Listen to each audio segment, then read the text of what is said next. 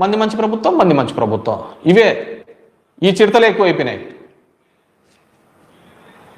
ఈ చిడతలు పవన్ కళ్యాణ్ ఎక్కడ పోయినాడో తెలియదు, అందరినీ ఒకటే దాంట్లో కలిపేస్తున్నాడు.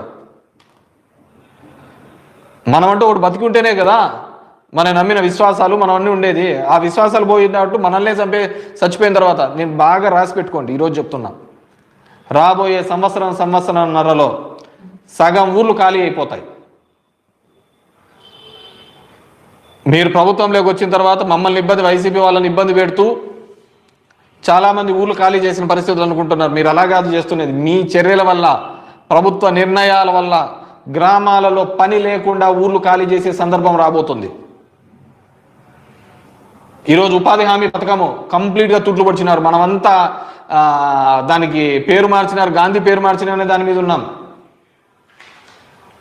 ఎంత అంటే అంత దానికి సంబంధించిన సత్య చెప్తాడు, దాంట్లో కూడా రాముడి పేరు ఉంది కదా అంటాడు. రాముడి పేరు కదా, పథకం ఎట్లా పోతుంది అని.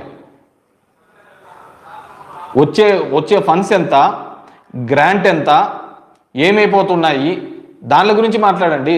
40% ఎప్పుడు పెట్టుకుంటుంది స్టేట్స్?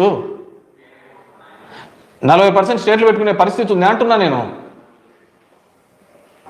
40% స్టేట్లు ఎన్ఆర్జీఎస్లో పెట్టుకోలేవు. ఆ రోజు ఎందుకు తీసుకొని వచ్చినారు? ఇదే అనంతపురం జిల్లాలోనే అది పని మొదలు పెట్టినది రాజశేఖర రెడ్డి గారు ఉన్నప్పుడు. ఎందుకు ఆ రోజు రైతాంగం అంతా కూడా ఆత్మహత్యలు చేసుకుంటున్నారని అప్పుడు రాజశేఖర రెడ్డి గారు పిసిసి ఆధ్వర్యంలో